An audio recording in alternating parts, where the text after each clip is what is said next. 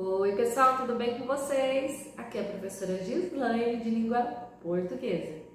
E hoje nós vamos para mais uma aula remota em que nós vamos ver sobre um gênero textual, que é o texto teatral. Quais são as características desse texto? E para você que ainda não se inscreveu, aproveita, se inscreve aqui no canal, deixa seu comentário, curte, compartilha com os amigos. Essa aula nós usamos para o 5º ano, mas podemos utilizar esse gênero para todas as idades. Mas no final do vídeo eu também vou responder alguns exercícios do livro Ápice de Língua Portuguesa, da página 255 a 257. Fica comigo aqui até o final. E presta atenção, se você tiver qualquer dúvida, deixa aqui nos comentários que eu respondo para vocês. Vamos lá?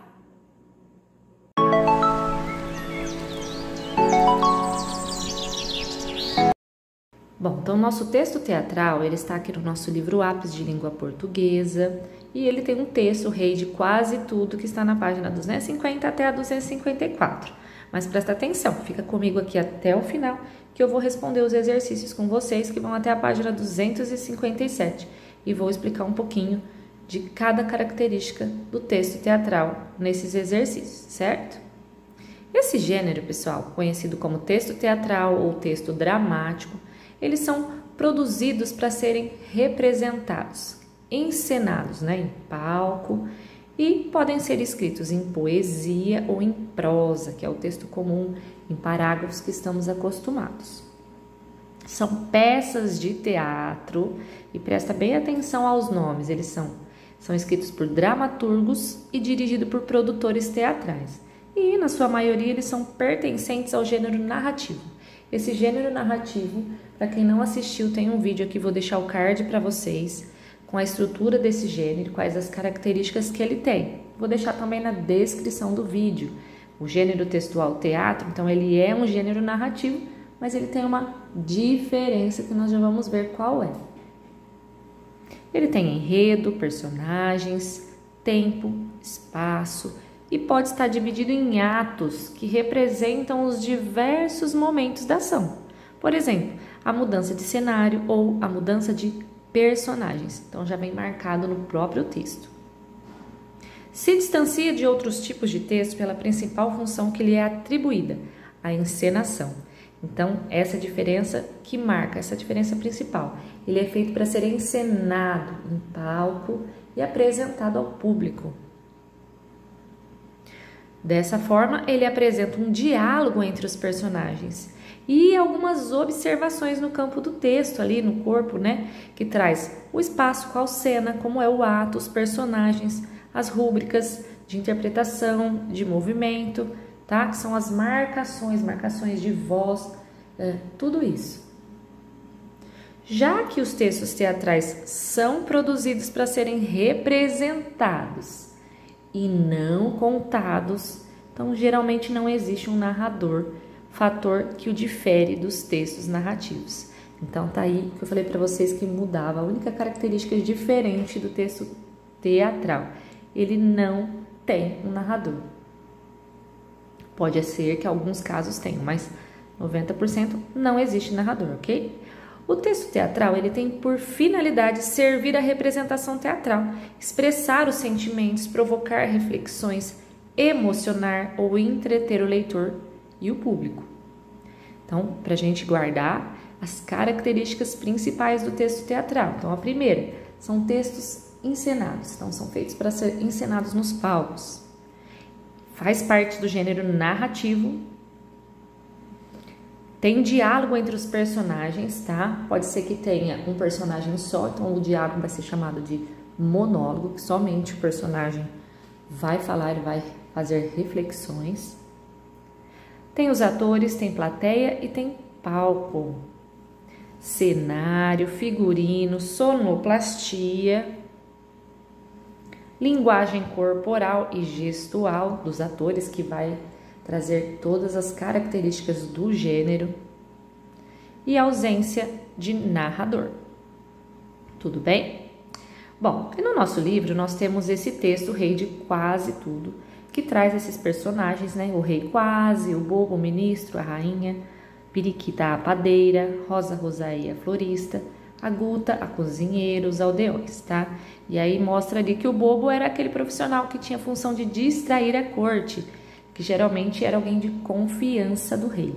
Esse texto é bem interessante, ele mostra todas as vontades desse rei de quase tudo, como diz o nome, porque ele tinha muita coisa, mas ele nunca estava contente, ele sempre queria mais. É um texto que, por hora, quando eu leio, eu vou observando e entendendo toda a história que ele traz e a reflexão que nós vamos ver um pouquinho aqui da Guta, que elas fazem ali no final e falam sobre quem passa fome, talvez não daria, não perceberia as coisas que o rei fala.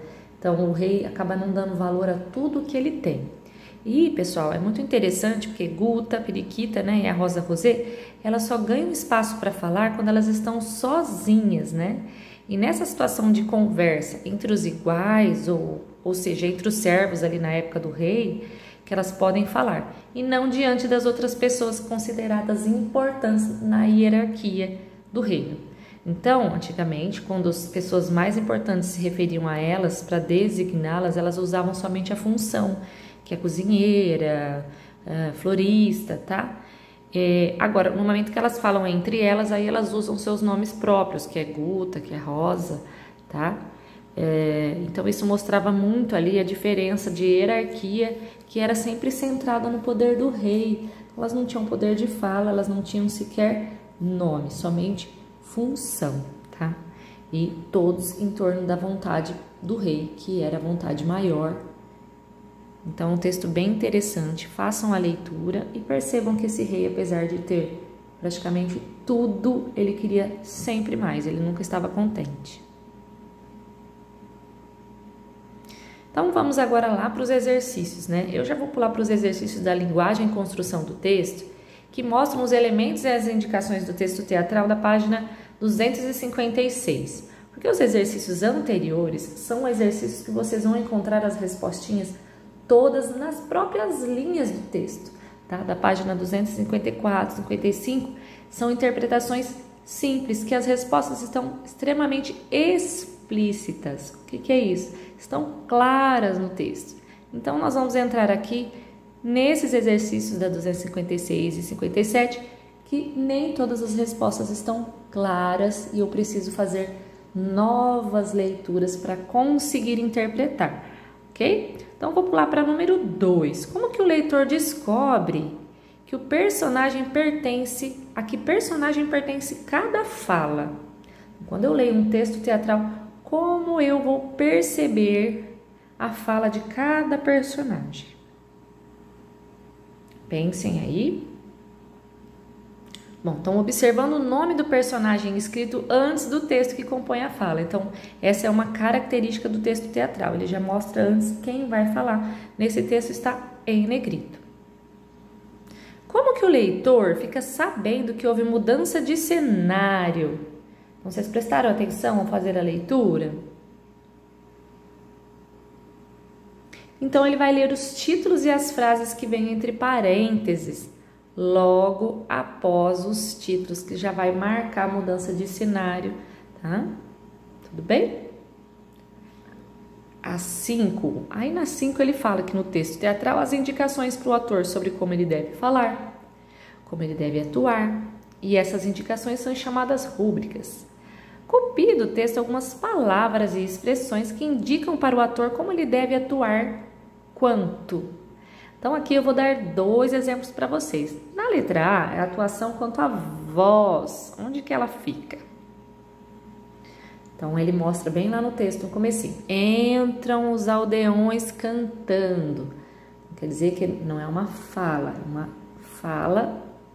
em música, cantando. E quanto ao vestuário? Por exemplo, a parte que fala assim, ó, de pijama, como eles estão vestidos, porque o rei acorda no meio da madrugada e começa a pedir as coisas e eles estão de pijama, eles ainda não estão preparados, né? É madrugada, ainda não é dia, certo? Já no exercício 8, pede para comparar as frases ditas pelo ministro. Eu não sou bobo. Você é o bobo do rei. Então, por que a palavra bobo foi registrada com letra minúscula na primeira fala e com maiúscula na segunda? Então, nessa parte, né, alguém avisa para o rei, avisa que é madrugada e outras coisas que eles estavam conversando. Percebam que foi usada de duas maneiras, minúscula e maiúscula, a palavra bobo. Por que será? Vamos relembrar? Então, eu uso bobo com letra maiúscula para nome próprio, que seria a função dele junto ao rei. Ele era o bobo do rei. Então, com letra maiúscula, você é o bobo do rei. Já bobo com letra minúscula é um adjetivo, né? Eu não sou ingênuo, não sou tonto, não sou bobo, certo? Então, por isso eu uso com letra minúscula, não é um nome próprio.